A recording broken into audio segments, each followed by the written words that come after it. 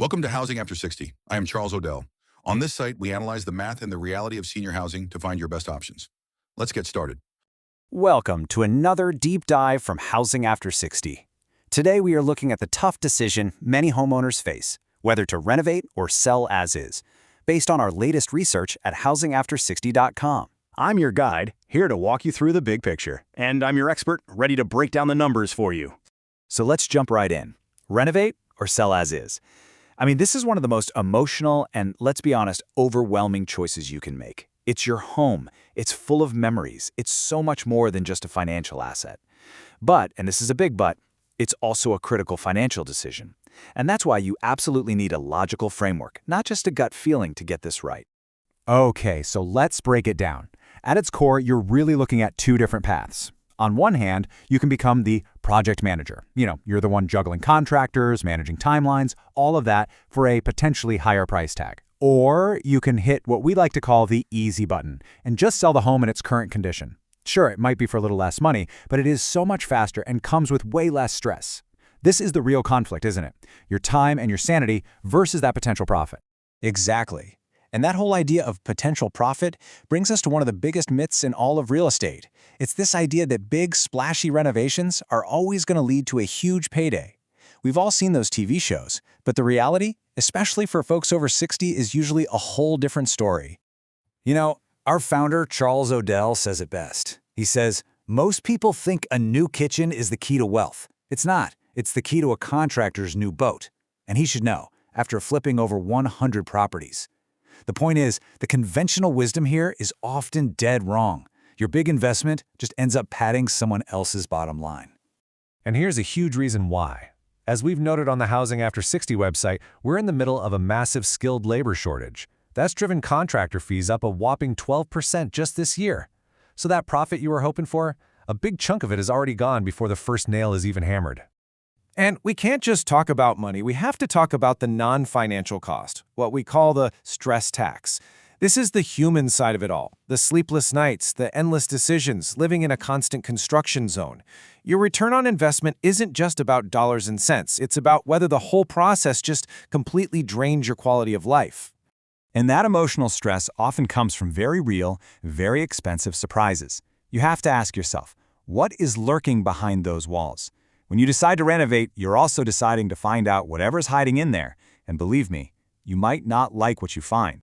We call this opening Pandora's box. You decide to open a wall for a simple cosmetic update, and suddenly, bam, you find termite damage or ancient wiring. And here's the thing, once you've found it, you are legally on the hook to fix it.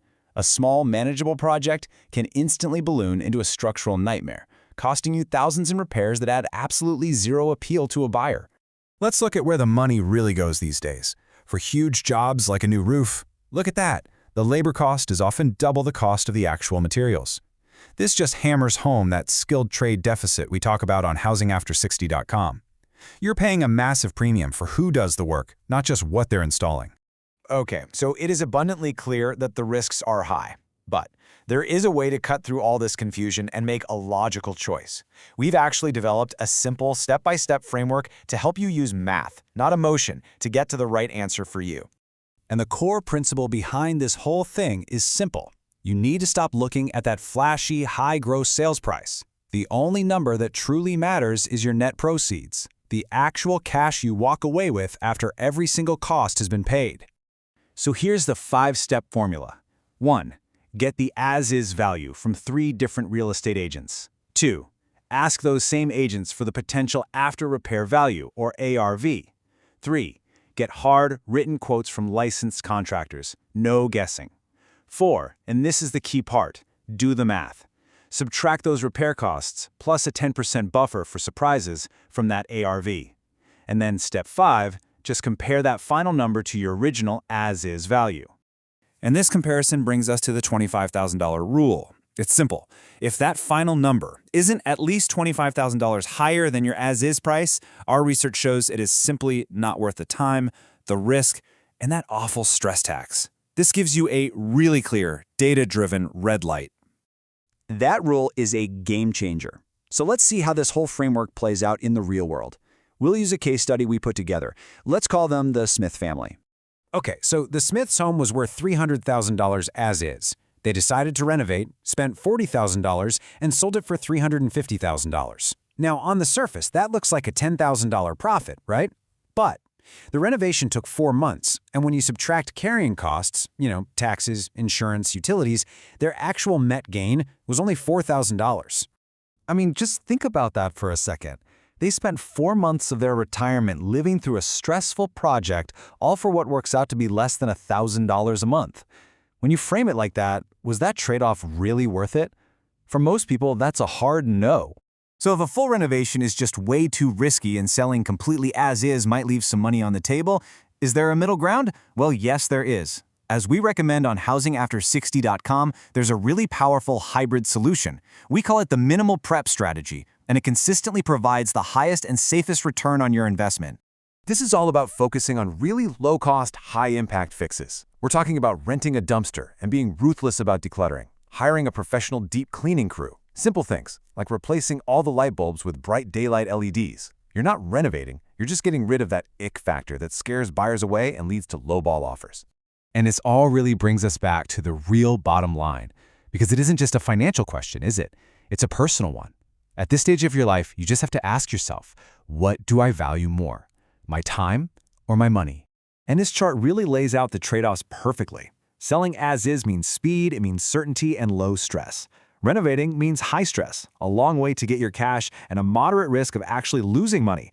When you see it like this, the choice becomes a whole lot clearer. So, this is the final, powerful question you really need to ask yourself. Do you want to spend your time being a construction manager, or do you want to be a retiree? And unless the math from our framework shows an overwhelming slam dunk profit, well, the answer should be pretty obvious. Thanks for watching. For more guides and the full article on this topic, head over to housingafter60.com. Don't forget to check the links in the description below. Your peace and enjoyment in retirement depends on the right housing strategy.